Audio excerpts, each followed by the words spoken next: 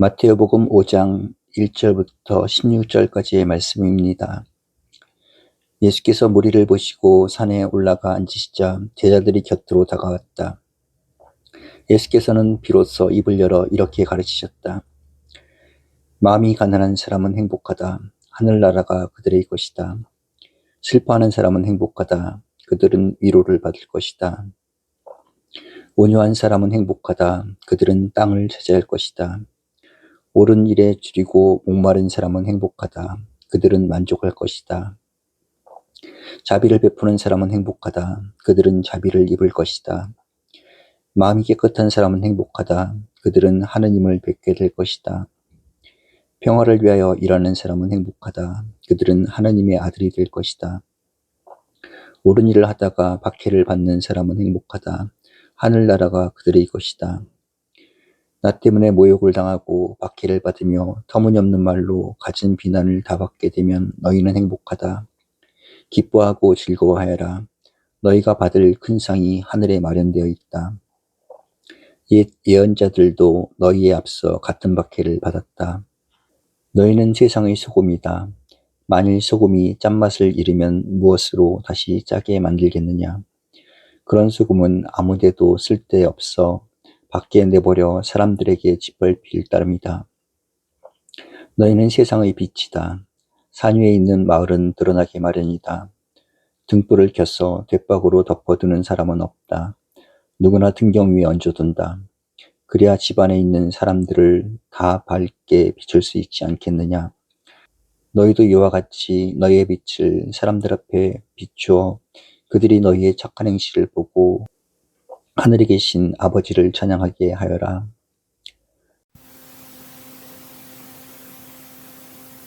시간과 공간 속에 살고 있습니다. 그런데 그 시간이 갖는 자연성과 역사성의 차이가 있고, 또 우리에게는 그 시간이 갖는 영원성, 신앙성의 차이도 있다고 하는 것을 알고 또 그렇게 살아야 할 것입니다. 시간의 자연성이라고 하는 것은 반복하는 빈 그릇과 같습니다. 해가 동쪽에 떠서 서쪽에 지는 동안에 몇 시간, 하루가 24시간, 1년이 365일, 그것은 언제나 자연의 법칙에 따라서 반복하는 시간을 쪼개서 우리가 시간이라고 말합니다. 그런데 그런 시간은 아무리 많이 흘러가고 먼 과거가 있고 미래가 있어도 역사적인 시간은 되지 못합니다. 그저 인간이 살지 않는 자연 법칙에서 이루어지는 것뿐입니다. 그런데 역사적인 시간이라고 하는 것은 그런 시간의 빈 그릇 속에 무엇인가 우리가 내용을 담아가는 시간이 역사적인 시간인 것입니다. 우리 바로 어제가 신년이기 때문에 해돋이 행사에 참가하는 사람들을 많이 봅니다. 동쪽에 해가 떠서 서쪽에 지는 것은 365일 똑같이 반복이 됐습니다. 그런데 왜 어제 새벽에는 산에까지 가서 혹은 바다까지 가서 그 달 해맞이를 하게 되는가? 그것은 그저 이 자연에 돌아가는 역사가 아니고 특별히 새해를 맞이하는 그 역사 속에는 새로운 선택, 새로운 각오를 우리가 뜻하기 때문에 그렇습니다. 이제 365일도 태양은 솟아오르고 지고 그럴 것입니다만은 거기에 이제 무엇을 담아가는가 하는 것이 역사의 뜻입니다. 전에도 그런 얘기를 했습니다만은 농사를 짓는 사람들은 금년에 농사가 잘 안 됐으니까 내년에는 농사를 잘 지어야겠다 하는 생각은 지극히 상식적이고 당연합니다. 그러나 금년에 결혼에 실패했기 때문에 명년에는 내가 결혼에 성공해야겠지, 그런 것은 이루어지지 않습니다. 왜냐하면 그것은 역사성이 포함되어 있기 때문에 그렇습니다. 그런데 이제 우리 신앙인들은 이렇게 시간의 공간성, 역사성 위에 시간의 신앙성이 또 있습니다. 그것은 우리가 사는 시간 속에서 예수 그리스도를 받아들이고 하나님의 뜻을 받아들임으로써 영원에 동참한다고 하는 시간의 신앙서입니다. 그것이 우리 크리스천들은 세상 사람들과 다릅니다. 그래서 어떤 사람들은 그런 얘기를 하죠.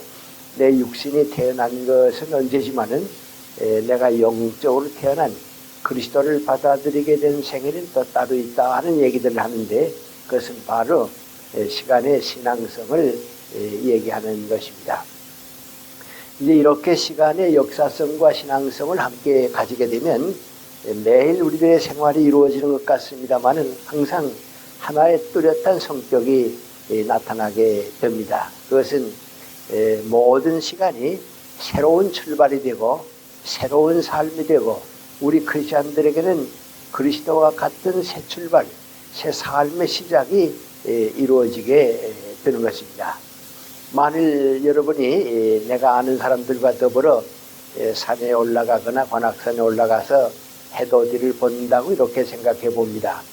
많은 사람들은 태양의 무엇을 기원합니다. 금년에는 행운이 오게 해달라든지 금년에는 소원이 이루어지게 해달라고 기원합니다. 그러나 그 속에 섞여 있는 크리스천들은 그렇지 않습니다. 같은 해돋이를 보고는 있습니다마는 머리를 숙이고 하느님 앞에 기도를 드립니다. 하느님, 태양이 밝은 것 같이 빛나는 일 한 해를 살게 해달라고 기도드립니다. 그리고 또 새해는 그리스도께서 같이 하심으로써 내가 여러 사람들 앞에서 새로운 삶을 시작할 수 있게 도와달라고 기도를 드립니다. 그것이 겉으로 보기에는 같은 시간이지만은 공간성과 역사성과 신앙성에는 차이가 있습니다. 그것이 바로 우리 크리스천들이 사는 길입니다. 이제 그렇게 되게 되면 바로 어제 우리가 새해를 맞이했습니다마는 하느님 앞에 꼭같이 드릴 기도가 있는데 그것은 하느님 새해는 좀 더 우리를 새로워지게 해 주시옵소서. 새로운 출발, 새로운 삶이 그리스도와 더불어 이루어지게 해 주시옵소서 하는 기도를 드리게 되고 또 그런 소원을 가지고 출발하게 됩니다. 그때 이제 새로워지게 해 주시옵소서 하는 그 기도 속에는 우리 공통된 몇 가지 표준이 있습니다. 우선 첫째는 이거야니 나에게 있어서 성장을 멈추지 말고 그리스도와 더불어 계속 성장할 수 있게 도와주시옵소서 그 기도를 드린 겁니다. 이상하게도 저도 그렇고 여러분도 그렇습니다만은 사람이 나이 들게 되면 자꾸 성장이 멈춥니다. 멈출 뿐만 아니라 퇴보해 가기 시작합니다. 그래서 나이 들면 생각도 앞서지 못하고 우리 생활 자체가 새롭게 올라가지를 못합니다. 찬송에는 독수리 같이 올라가게 해달라고 하는 말이 있습니다만은 성장을 멈춘다고 하는 것은 인생 그 자체를 멈추는 것과 마찬가지입니다. 사람 따라서 차이는 있겠습니다만은 대체 우리들 다 경험해 봅니다. 40대까지는 건강과 정신이 함께 성장합니다. 그래서 40 이전에 정신적 건강을 포기하는 사람이 있다고 하면 그것은 정말 인생을 포기하는 사람입니다. 요새 정년퇴직이 일찍 오게 되고 뭐 20대부터 인생의 해를 느끼니까 빨리 성장을 멈추는데 그것은 옳지 않습니다. 그리고 우리 정신적 성장은 저도 경험해보고 여러분도 그렇습니다만은 40 이후부터는 정신적인 성장이 뚜렷하게 느껴지게 됩니다. 그래서 그 정신적인 성장이 60, 70, 저는 이따만큼 75세까지라고 얘기를 합니다만은 그때까지는 계속해서 성장을 해야 합니다. 그 성장을 포기하게 되면 그 사람은 자기 인생을 포기하는 것과 마찬가지입니다. 저도 여러분에게도 말씀드리고 자주 봅니다만은 이따만큼 강원도의 그 바닷가에 갑니다. 가게 되면 새로 지어진 호텔이라든지 콘도 같은 데 가서 커피를 마십니다. 그럼 그 지방의 유지들과 함께 만나서 이제 얘기하는 때가 있습니다. 그런데 이상한 것은 저분들이 한때는 다 국회의원이었고 장관이었고 사회 지도자들이었는데 왜 저렇게 초라해졌을까 그런 생각을 해봅니다. 그러면 대답하는 사람들은 항상 똑같습니다. 선생님 10년이면 강산도 변하는데 늙은 걸 어떡합니까? 다 그렇게 얘기합니다. 근데 그것은 자연시간밖에 모르는 사람들에게 주어진 것입니다. 늙으면 정신도 늙어야 하고 인격도 늙어야 하고 삶 자체가 늙어야 한다고 하는 것은 그 신체와 더불어 정신을 맡기기 때문에 그렇습니다. 그래서 여러분이 우리 주변에서 많이 봅니다마는 암만 40대라고 해도 공부 안 하고 일하지 않는 사람은 녹쓰는 기계와 같아서 버림받게 되어 있습니다. 암만 60이 넘었다고 해도 공부하고 일하는 사람은 성장하게 되어 있습니다. 저는 뭐 저 자신이 표준 아닙니다만은 가만히 생각해 보는데요. 우리 신앙적인 성장은 대체 60 이후부터 내가 신앙적으로 성장하고 있다 하는 생각을 함께 해보는 것 같습니다. 60 이전에 신앙이 다 자랐다고 하는 사람들은 대체 보수적인 신앙을 가진 사람들인데 그것은 그걸 굳어져 버리고 맙니다. 인생을 많이 겪고 노력할 걸 다 노력해보고 행복이 무엇인가 하는 것도 찾아보고 사는 보람과 의미가 어디에 있는가 하는 것도 알아보고 사회생활에서 내가 과연 내 위치를 지키고 있는가 하는 생각을 쭉 하게 되면 60쯤 되면 인생은 성숙되게 됩니다. 그 다음부터 신앙이 우리 신앙생활을 통해서 우리 정신적인 성장, 인간적인 성장을 가져오게 됩니다. 그래서 이 신앙은 항상 우리를 새롭게 출발하는 뜻을 가지게 되는 겁니다. 과거에 좀 여러 곳에 교회 집회를 위해서 다녀왔습니다. 미국 영토로도 있는 괌섬에 한 몇 차례 가게 됐습니다. 두 번째 갔을 때입니다. 그때 그 괌에서 떠나는 비행기는 새벽 4시에 4시인가 5시에 떠나게 돼 있습니다. 그래서 이제 저녁 집회를 다 마치고 호텔에 가서 자고서 깨 나오는 것이 좀 피곤하고 어려우니까 가게 되면 이제 그 새벽에 떠나는 비행기를 맞추기 위해서 저녁 집회를 마칩니다. 끝내고서 그 바닷가에 가서 좀 쉽니다. 이 얘기도 하고 뭐 그런 얘기도 하고 그러다가 새벽이 되면 비행장으로 가서 이제 출발하는 시간을 가지고 냈는데 그런 일이 있는 두 번째 괌에 갔을 때입니다. 거기 부산대학의 교수로 있던 그 박 교수라고 하는 분이 거기 가서 이제 박정희 대통령 때 정치적으로 비판하고 반대했다고 해서 추방당한 분입니다. 그래서 미국으로 망명을 가는데 괌으로 간 셈입니다. 그분이 그 이제 두 번째 집회에 처음부터 마지막까지 쭉 나와서 이제 신앙을 이제 얻게 됐는데 여럿이 이렇게 바닷가에서 대화를 하고 그러는데 그 박 교수님이 거기에 큰 나무 밑에서 자꾸 울어요. 자꾸 울고요. 그래서 내가 가까이 갔습니다. 가서 선생님 여기 계셨어요? 그랬더니 저보고 하는 말입니다. 선생님 제가 이렇게 50대 중반에 어떻게 예수를 믿게 됐습니까? 저는 한 번도 예수 믿으리라고 생각을 안 했습니다. 난 크리스찬이 된다고 하는 생각은 해본 일도 없었습니다. 근데 이번에 교수님 말씀도 듣고 내가 신앙을 가지지 못한 것이 참 인생에서 너무 큰 실패였다 하는 것을 깨달았습니다. 그래 이제 예수를 믿겠다고 결심을 하고 나니까 왜 그런지 자꾸 이렇게 눈물이 쏟아집니다. 이제는 나도 사람이 되는구나 말이요. 이제는 나도 새로운 인생을 시작하는구나 말이요. 지금까지는 나 혼자서 고민했는데 이제부터는 예수 그리스도께서 하느님께서 나와 함께 해주시는구나. 그걸 깨닫고 나니까 제가 지금 다 같이 흥분하고 어렵고 힘들고 그래서 저를 이렇게 주체할 수가 없습니다. 그래서 그 나무를 붙들고 자꾸 우는 걸 봤습니다. 그것이 50이 넘은 교수가 그리스도를 맞이했을 때 인생을 새롭게 출발하는 것입니다. 저는 다른 점도 많이 생각해 봅니다만은 우리 교회가 지금 제일 큰 불행을 만들고 있습니다. 사회 사람들보다 더 공부하는 교인을 만들어야 하는데 그걸 못하고 있습니다. 사회 사람들보다도 더 대화를 하고 진리를 찾아가고 노력하는 그 생활이 있어야겠는데 그게 없습니다. 세상 사람들보다도 더 열심히 배우고 노력하는 분위기를 주지를 않습니다. 그래서 저도 그저 부끄럽지만 자주 드리는 말씀인데, 대학에 오래 살아보게 되면 예수 잘 믿는 교수는 대체 교수로서 인정을 못 받습니다. 너무 많은 시간을 교회에 보내고 그러기 때문에 인정을 받지 못합니다. 숭실대학은 제가 있었던 연세대학교보다도 더 신앙을 강조하는 대학인데, 그 대학원장이 나보고 하는 말이 있습니다. 선생님, 우리들이 새로운 교수를 뽑을 때 장로는 안 뽑습니다. 왜요? 장로 노릇하느라고 공부를 안 했기 때문에요. 대학에 학자가 필요한 거지 장로가 필요한 겁니까? 우리 뽑지 않습니다. 왜요?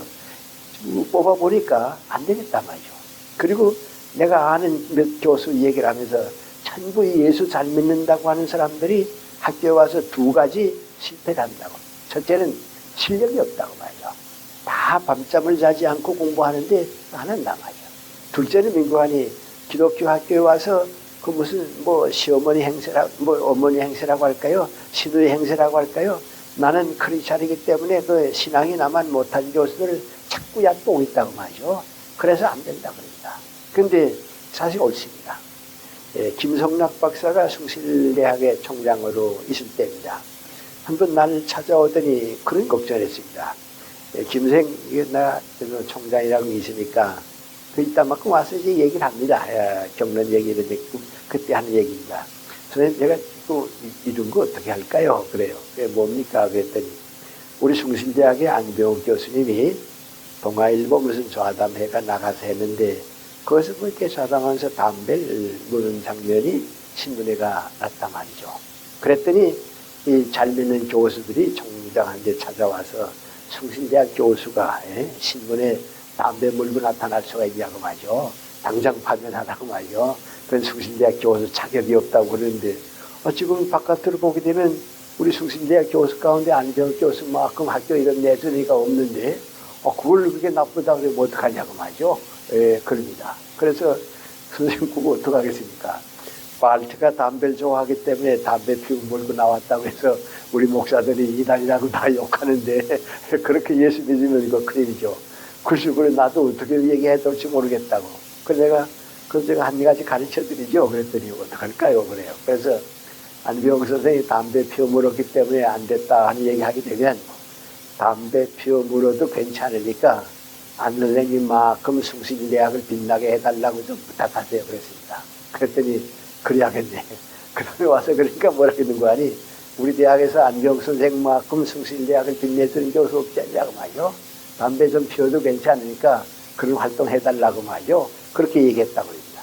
근데 그 대학원장의 말이 맞습니다. 크리스찬이라고 자처한 사람들이 공부를 안 합니다. 자기 성장을 안 합니다.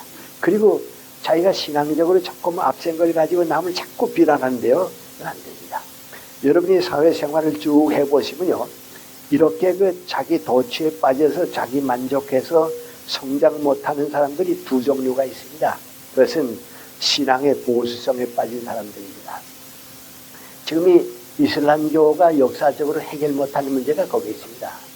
근본주의라고 하는데요. 지금 전부 거기에 싸움이 그겁니다. 그 다음에 두 번째 그런 면 가지고 있는데 그건 누구 아니? 공산주의자들이 이념주의자들입니다. 지금 우리나라에 대단히 미안합니다만 이젠 다 내놓고 하는 말이니까 386 세대가 바로 그래서 성장을 못합니다.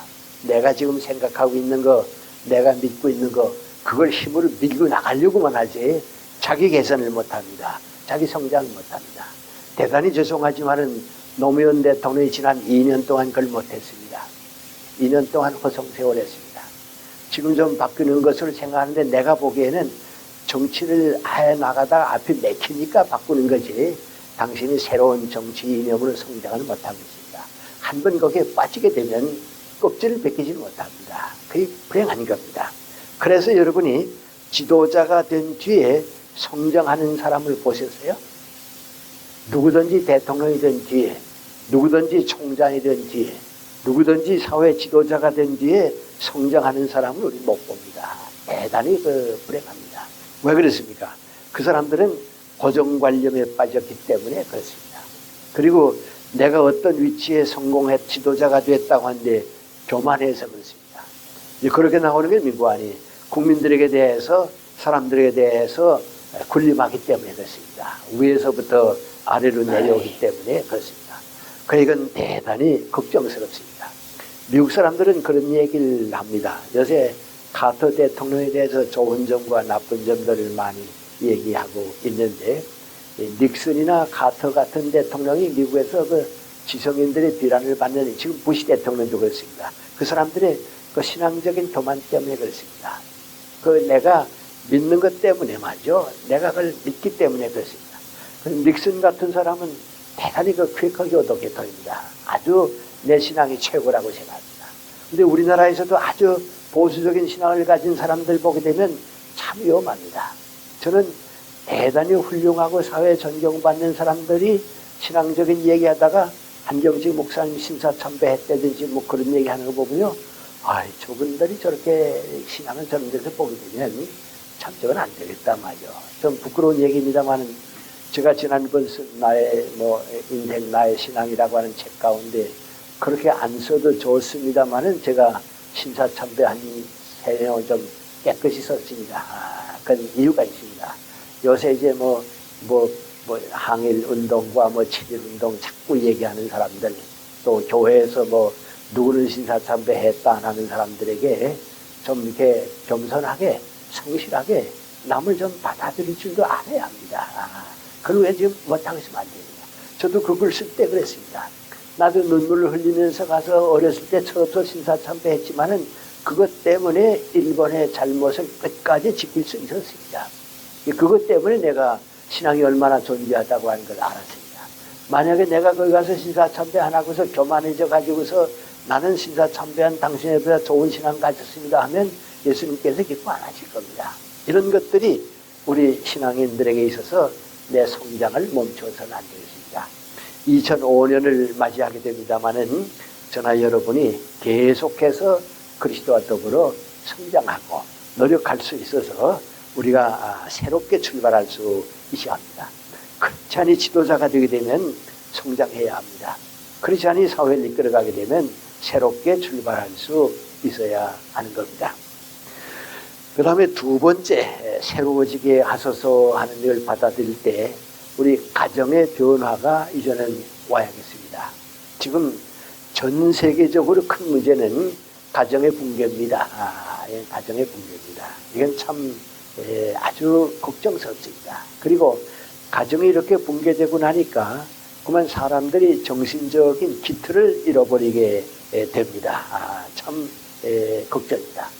그런데 왜 이렇게 됐는가 말이죠. 미국에서 지금 동성애 문제, 남성끼리의 결혼을 허락하느냐 안 하느냐, 여성끼리의 결혼을 허락하느냐 안 하느냐 하는 문제 가지고 많이 문제가 되는데 가만 거기에 보게 되면 예수님의 말씀이 다시 생각납니다.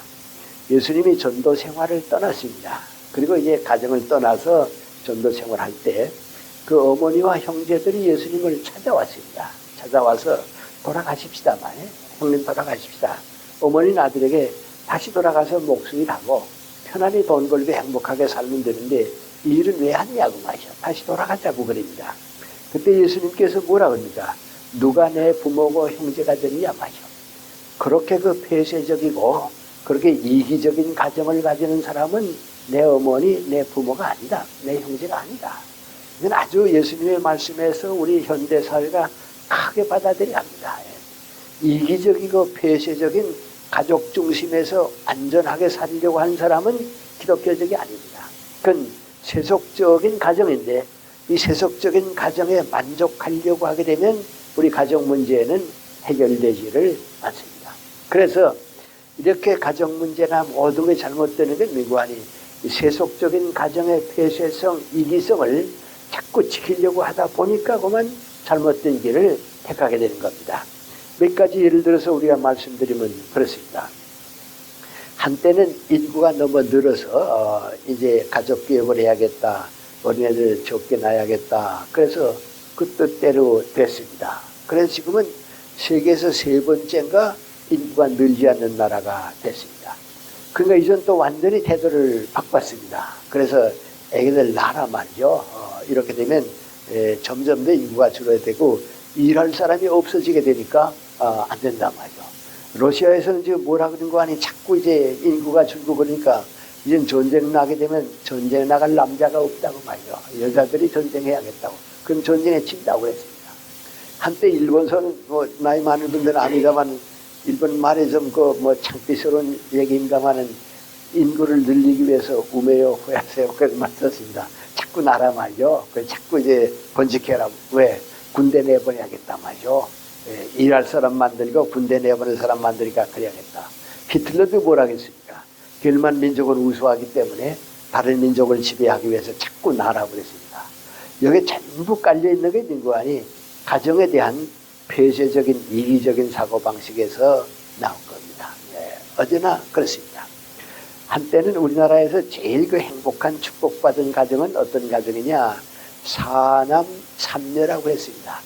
아들 넷 낳고 딸 셋 낳는 가정이 제일 축복받는 가정이라고 했습니다.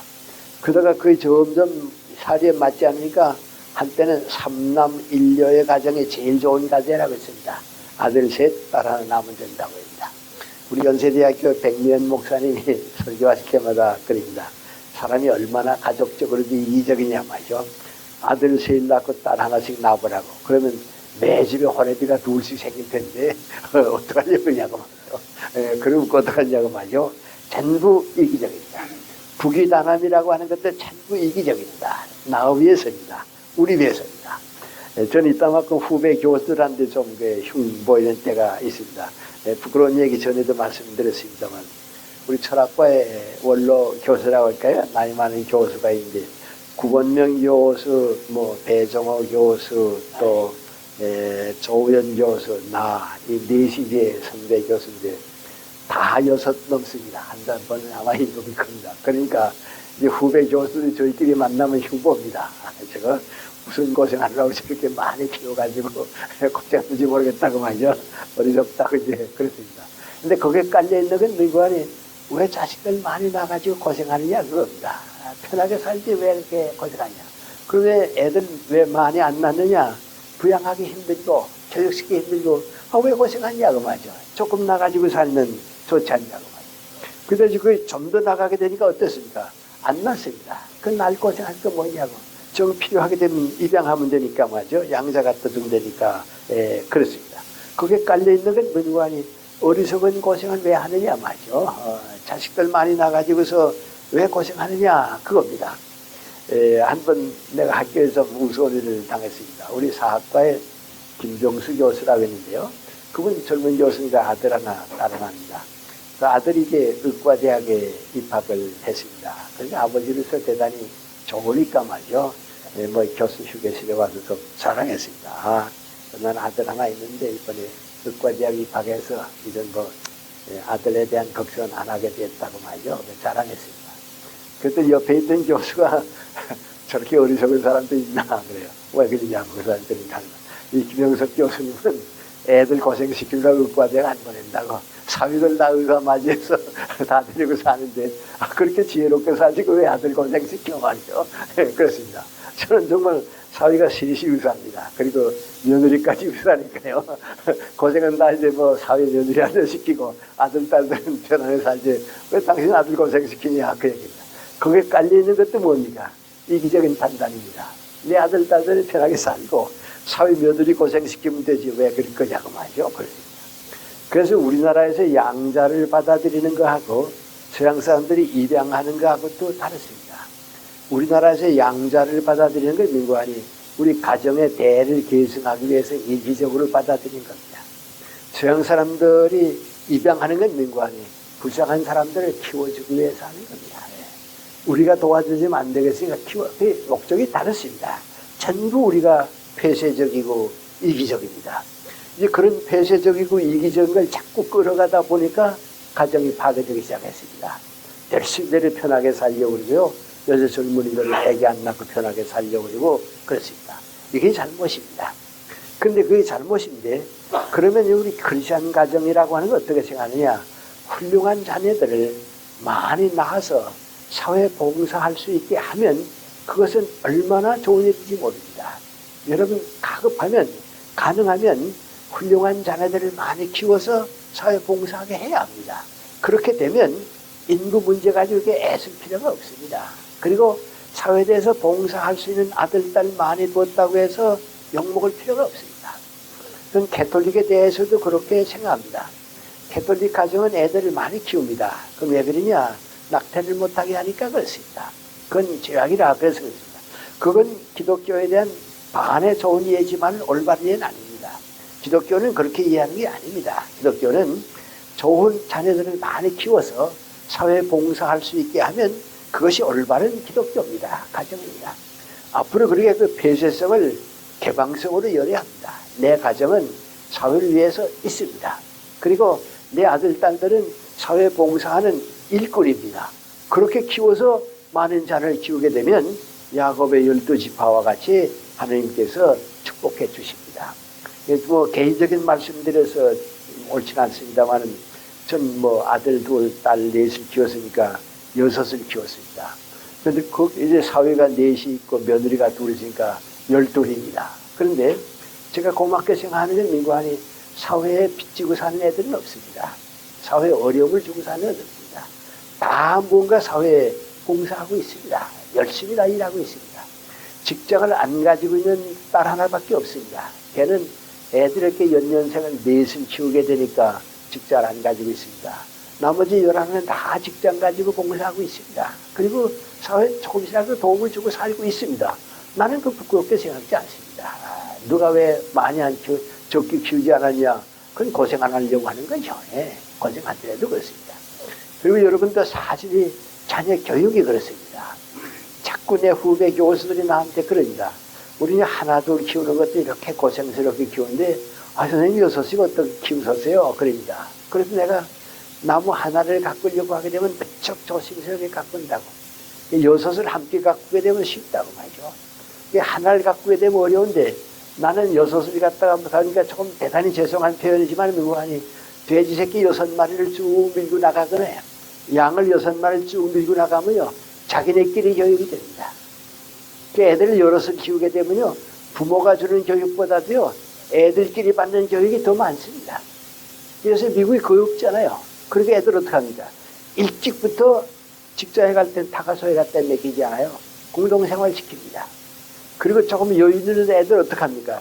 자꾸 친척집 애들 데리고 가고 데려오고 그럽니다. 고독하게 자라나면요 애들이 자꾸 우울증에 걸리고요 성격이 나빠집니다. 그러니까 자꾸 섞이게 만듭니다. 그 민구안이 많이 기르는 사람은 그만큼 또 교육에 대해서 축복을 받게 됩니다. 우리 애들은 큰 애들은 애들하고 같이 언니 동생들하고 같이 하는 좀 싫어합니다. 그래서 나보고도 솔직히 그러니까 내 큰딸도 그러니까 아버지 어디 가려면 쪼르르하고 6씩 데려가니까 좀 이상하다고 말이죠. 예, 그럽니다. 식당 같은데 이제 6명 다 데려갑니다. 그러면 그 식당 주인이 보고선 아이 뭐 아버지가 잘 키워줘서가 아니고 누구도 사회에 부담 주지 않고 살고 있습니다. 사회 이바지하고 살고 있으니까 예, 좋습니다. 나는 그런 의미에서 우리 가정의 변화가 와야 합니다. 나 편하기 위해서 부모로서 고생 안 하기 위해서 그러지 말고 좀 고생해도 괜찮습니다. 여러분 다른 것 때문에 고생하는 것도 좋지만은 자녀들 위해서 고생하는 거 괜찮습니다.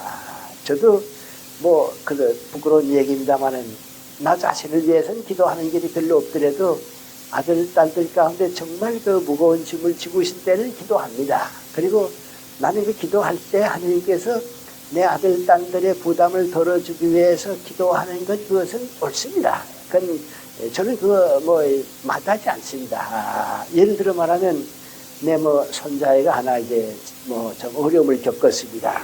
그런 일이 없었으면 좋았을 텐데 그런 일이 생겼다 그렇습니다. 그 소식을 내가 듣습니다. 그건 내가 기도드립니다. 하나님 내 어린 손자는 내가 책망할 수가 없습니다. 그러니까 뭐라고 기도드립니까? 하나님 할아버지 되는 저와 아버지 되는 또 내 사위 또 딸 되는 어머니 되는 딸의 모든 잘못을 용서해 주시고 그 애가 이 다음에 더 귀하게 자라게 해달라고 기도합니다. 그것은 부모로서 가질 수 있는 책임입니다. 그래서 이 가정 문제를 지금 자꾸 이렇게 생각지 말고 누가 내 부모와 형제가 되게 되냐 세속적이고 폐쇄적이고 이기적인 가정에서는 안 됩니다. 그래서 우리가 신앙적이고 그리고 개방적이고 사회대에서 봉사할 수 있기 위해서 우리가 가정을 개방시키는 가정으로 가야 합니다. 그 다음에 세 번째 우리가 새로워지게 하소서 하는데, 우리 모두가 직장을 가지고 있습니다. 직장에서는 새해부터 좀 모범을 보여주고 모든 사람들에게 희망을 줄 수 있는 직장이 되시면 좋겠습니다.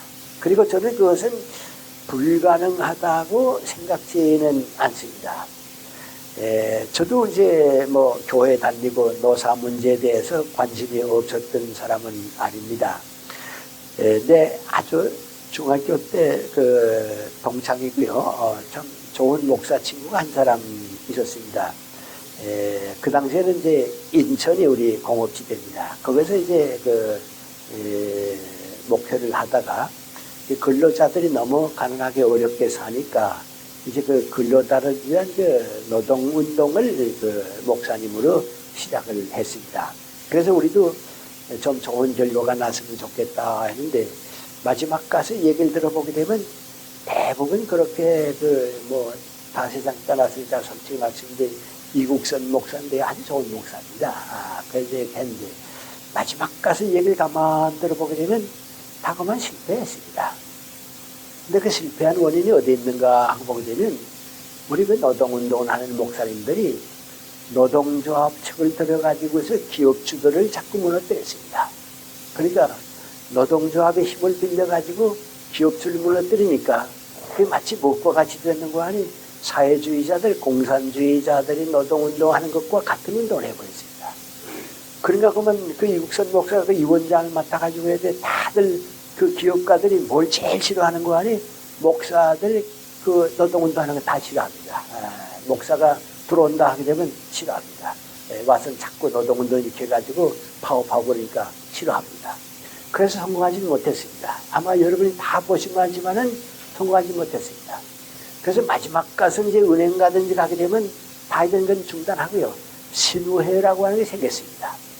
그 직장 안에 크리스천들이 모여가지고서 예배 보고 또 직장을 위해서 기도하고 그건 생겼지만은 크리스천이 노동운동 해가지고서 성공한 건 없습니다. 근데 그건 뭔고 하니, 노사를 함께 보지 못하고 노를 가지고 사를 이기는 것이 우리 목사님들의 노동운동으로 착각을 했습니다. 미안합니다. 제가 이런 말씀드리 그런데 그런 말씀드려서 좋을까요? 저는 성공했습니다. 저는 내 책에도 썼습니다만 상당히 자부심을 가지고 있습니다. 그런 이유가 있습니다. 영락교회 최창근 목사님이 저 휘경동에 동영물산이라고 하는 회사를 이제 운영하게 됐습니다. 거기서 이제 실을 뽑고 천을 짜서 옷을 만들어 가지고 주로 영국에다가 이제 수출을 했습니다.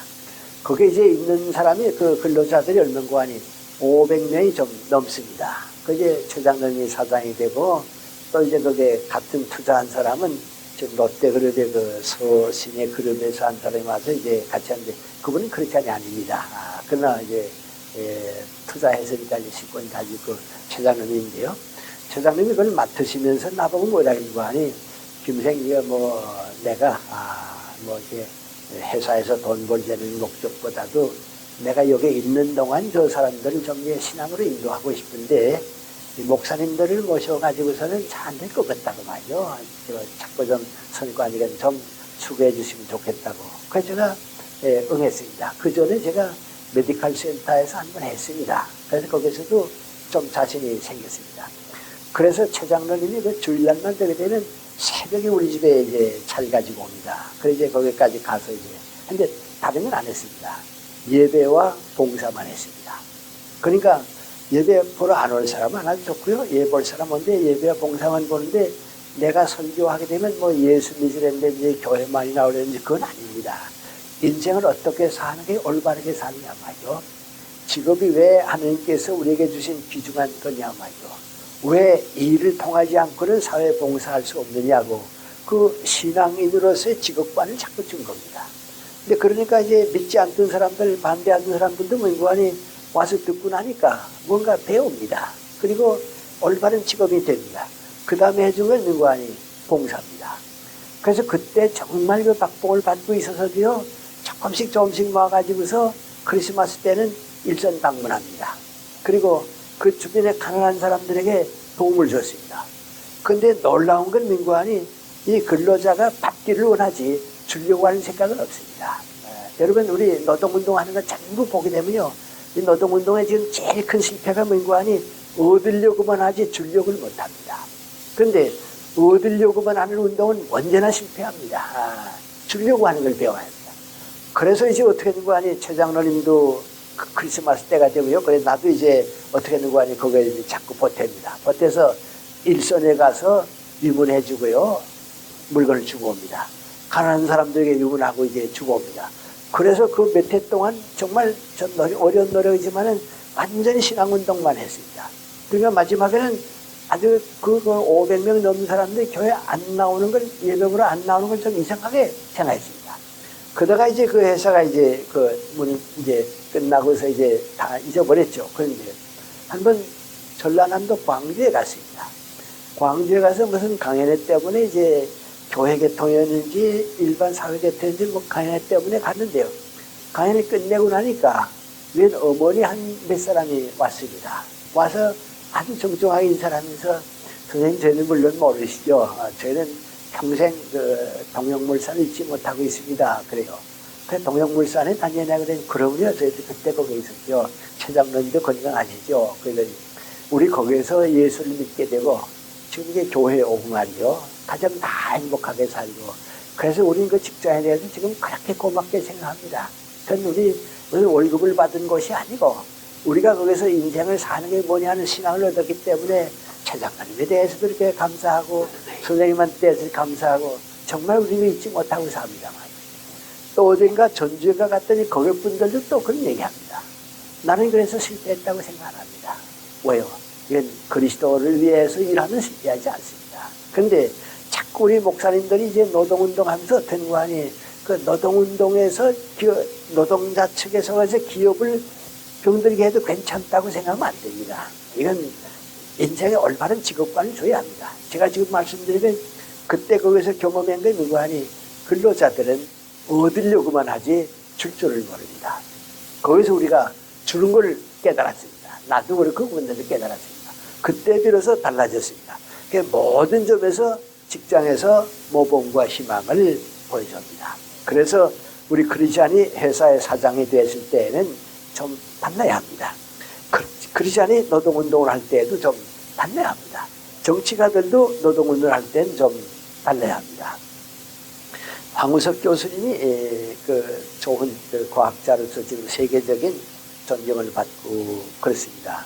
그런데 이제 그분이 너무 이렇게 좀 이름이 나니까요. 여기저기 자꾸 초청을 해서 강연하고 그러니까 당신도 안 되겠다 싶고 또 측근들도 뭐라 그러는 거 아니 이건 거의 그만두고 우리 연구에만 몰두해야겠다. 그래서 이제 몰두하고 있습니다. 그런데 황우석 교수의 그 은사에 해당하는 사람이 강원도 어느 대학에 있습니다. 그래서 그분이 이제 황 교수에게 우리 대학에 와서 좀 얘기해 줬으면 좋겠다. 그래서 선생님 사실 저는 저새 못 가고 있습니다. 또 관객도 과학자답지 않아서 안 가고 있습니다. 그런데 선생님 말씀이니까 제가 왔댔다고 한 얘기 하시지 마시고 제가 다녀오겠습니다.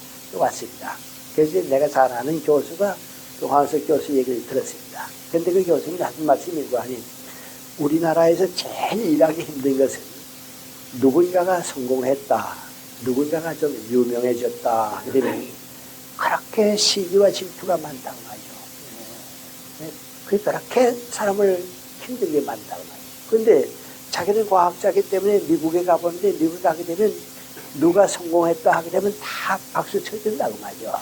그런데 우리는 박수 치는 사람이 없다고 말이죠. 참 이상한 세상이에요. 일본에 비해도 그렇다고 말이죠.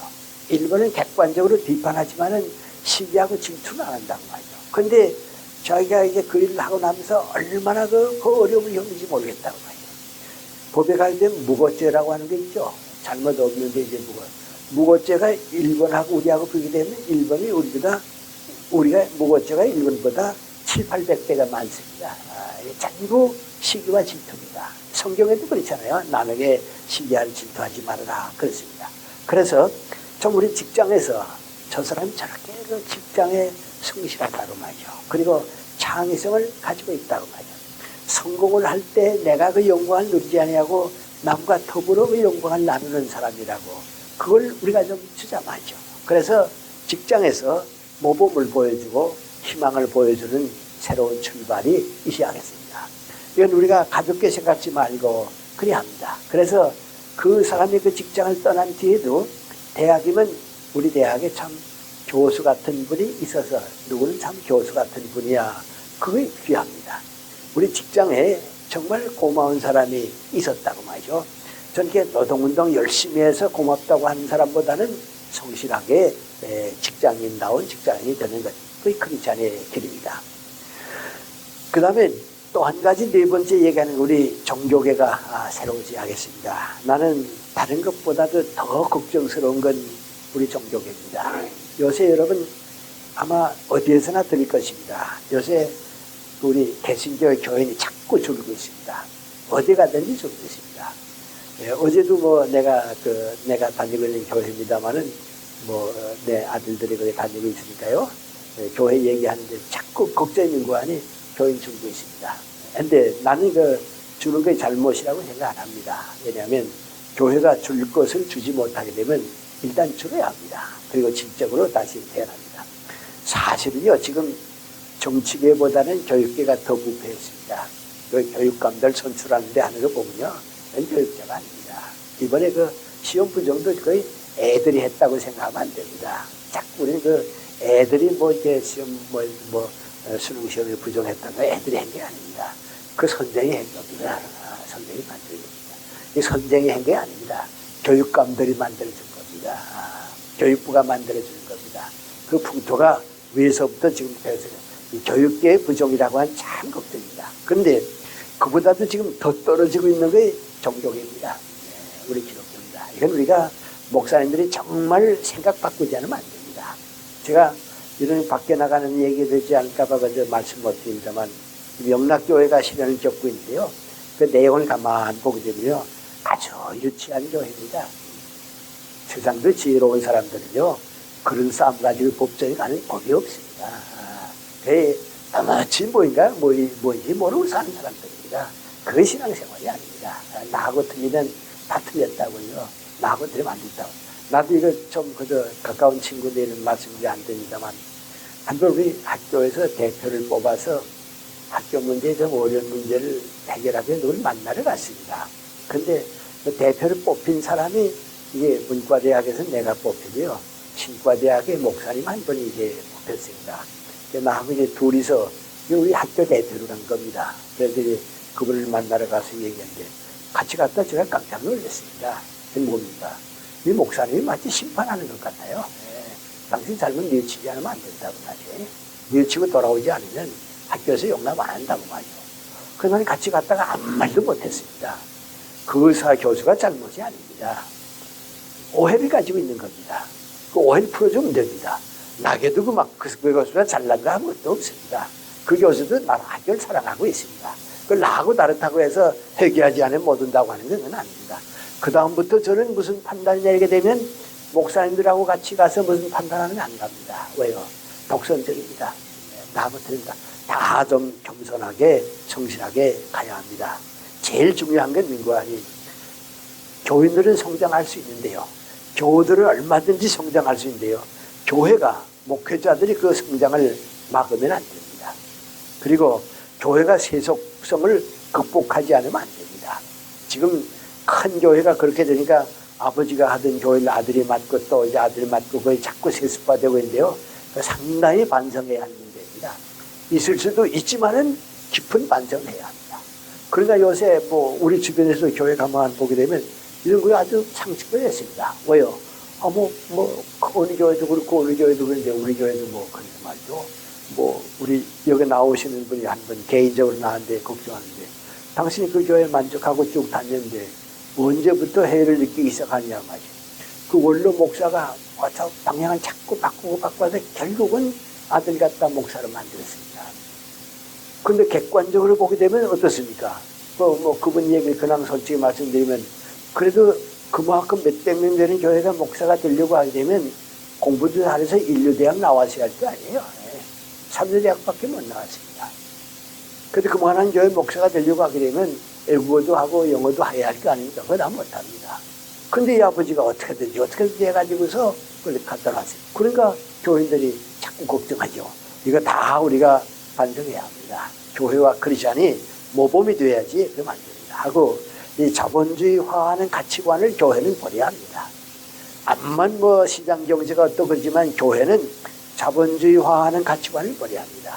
큰 교회가 훌륭하고 헌금 많이 나오면 잘 되고요. 뭐 이제 뭐 복귀 이제 부한 교회가 되게 되면 잘 되고요. 목사님들이 정말 좋은 차 타고 다니면 그건 아닙니다. 신부들은 좋은 차 타는 법이 없습니다. 왜냐하면 하느님의 일꾼이기 때문에 그렇습니다. 하고 진리와 사랑을 외면하는 교회가 되어서는 안 됩니다. 그래서 우리 교회는 안에서부터 거듭나지 않으면 안 됩니다. 우리가 새로워질 때 교회가 새로워지도록 요청해야 합니다. 그리고 마지막 한 가지는 이제 우리 생활의 단위입니다. 아마 우리 여기 뭐 나오신 여러분 잘 이해가 되십니다만 우리 목사님도 기도하실 때 말씀하실 때 자꾸 사회 문제를 얘기하니까 정치 문제를 얘기하는 것을 자꾸 착각을 하게 되는데 정치 문제이기 때문에 그런 게 아닙니다. 그게 아니고요. 지금 우리 생활 단위라는 게 있지 않습니까? 생활 단위가 이제 우리 생활의 가치관과 모든 단위가 뭐니 국가 중심으로 되어 있습니다. 이 정치 얘기를 안 하고 살게 되지 않습니다. 우선 정치 문제가 해결되지 않으면 교육 문제가 해결이 안 됩니다.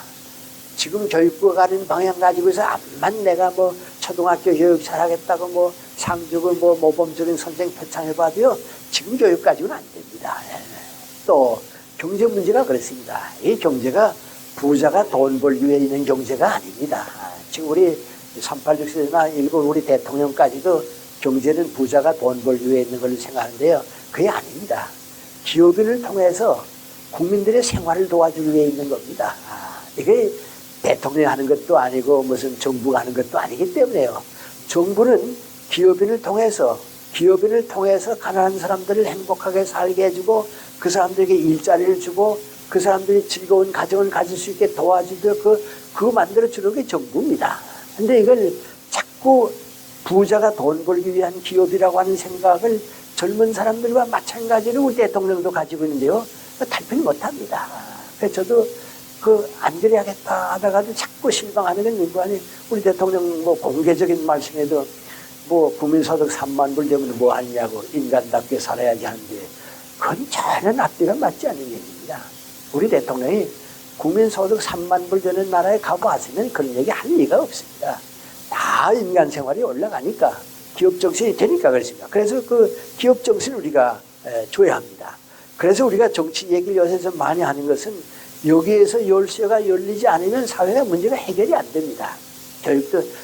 근데 종교를 왜 버티고 있냐 그러면 종교는 이거 벗어나서 자기네끼리 살 수 있거든요. 그러니까 그런데 그게 아닙니다. 그러니까 자꾸 종교가 무책임하죠. 그렇게 되면 안 됩니다. 그래서 우리가 항상 문제 생각하는데요. 제일 중요한 게 몇 가지가 있습니다. 그건 누구 아닌 이념 없는 정치를 해온 것이 우리들의 지금 과거의 잘못입니다. 한나라당이 지난번 참패했습니다. 그런데 나도 그 한나라당 안에 가만히 들어가 보게 되면 정치 못할 사람들이 잔뜩 들어가 있습니다. 내 친구 한 사람이 한번 나한테 와서 김대중 미안한 부탁 하나 할게 그래요. 뭐냐 그랬더니 내 아는 사람이 국회의원 출마했는데 조금 뭐 선거운동 좀 해주면 어떠냐고 그래서 내가 뭐 누구 모르는 사람 어떻게 선거운동 하냐고 그랬습니다. 그랬더니 가만히 그 다음에 얘기 들어보니까요. 한 사람이 돈을 많이 벌었습니다. 돈을 많이 버니까 이제 할 게 없거든요. 그러니까 이제 국회의원 한번 해봐야겠다. 그렇게 한 겁니다. 근데 친구가 가서 운동해주면서 어떤 거니 돈을 상당히 많이 내가지고서요. 돼지를 그때 몇백 마리 사가지고요. 농촌에 다 나누어 줬습니다. 공짜로 나눠주니까 그 투표가 안 나오고 해서요. 그래서 당선이 됐습니다. 그랬더니 한 말이 뭔지 아십니까? 국회의원 되어봤더니 뭐 평생이 없다고 그랬습니다. 이런 사람들이 모였습니다. 이게 내 앞에서 이제 군계통이라든지 이런 그 기성세대 세력하고 돈 있으니까 국회의원 한다고 한 사람들이 한나라당을 쭉 이끌어왔으니까요. 무너질 수밖에 없습니다. 그 다음에 이제 새롭게 나온 386 시대는 민구안이 이념이 없는 건 아닌데 이념의 노예가 되어버렸습니다. 요식으로 정치를 한다고 하는 불행한 생각에 빠졌습니다. 그래서 우리 정치계는 세속성을 극복해야 하고요. 그리고 고정관념에서 벗어나지 않으면 안 됩니다. 요새는 이제 386 세대들의 이제 분파가 됐죠. 한쪽은 이제 노무현 대통령과 같은 세력이 되고요. 또 한쪽은 이제 또 새로워지니까 이 사람들이 뉴 라이트 운동을 일으키고 있습니다. 다 좋습니다. 그런데 확실한 게 이제 정치적인 이념성이 암만 소중하다고 해도요, 인간의 도덕성보다 소중한 건 없습니다. 지금 우리 거기에 빠져 있습니다. 이 386 세대가 정치 이념만 알지 도덕성이 없습니다. 뉴라이트 운동하는 사람들은 조금 낫습니다. 그러면 정치 이념보다는 도덕성이 앞서지 않으면 안 됩니다. 자유민주주의의 이상이라고 하는 게 단 거기에 있습니다. 인간적인 삶, 도덕적인 회복운동을 먼저 일으켜야 합니다. 하고 여러분, 이제 이 문제가 있습니다. 지금 독일이 구라파에서 이제 영국보다 경제도 앞서고요, 불란서보다 앞섰던 나라인데 사회정책을 시작하면서 지금 독일이 자꾸 내려옵니다. 그래서 지금 독일이 지금 고민거리입니다. 자꾸 내려오는데 그 이유가 있습니다. 자유민주주의라고 하는 것은요, 모든 국민의 자유와 창의성을 자꾸 뒷받침해 주는 겁니다. 근데 사회주의 정책이라고 하는 건 뭔가 자꾸 정부가 관여해야 합니다. 통제를 해야 합니다. 그 차이입니다. 그래서 우리 노무현 대통령이 2년 동안 시행착오를 일으키고도 앞으로 그 시행착오를 계속할 것 같은 걱정을 하는 게 누구하니 그 사람의 머릿속에 들어가 있는 그 사회주의 정책은 통제를 해야 합니다. 가난한 사람에 대해서 통제를 해야 합니다. 재벌들을 통제해가지고 가난으로 가야 합니다. 교육은 전부 교육부가 맡아서 해야 합니다. 그러니까 이게 통제를 안 할 수가 없습니다. 그 통제가 끝까지 간 게 공산주의입니다. 그래서 우리가 자유를 분방으로 내버려 둘 수는 없지만은 도덕성과 자유민주주의가 합하게 되면 그건 최고의 정치인이 됩니다. 우리 기독교가 우리가 정치사회에서 요구하는 건 바로 그겁니다. 자유와 도덕성이 손잡은 정치를 해달라 마셔요. 뉴 레프트다, 뉴 라이트다, 그거 다 하지 말고 자유와 도덕성이 있는 사회를 건설해달라 마셔. 그것이 우리가 원하는 새로운 것입니다. 정치 이념이라고 하는 건 옷입니다. 필요할 때 입고 벗으면 됩니다. 겨울에 여름옷을 입고 있으면 불행해집니다. 그건 겨울옷 입어야 합니다.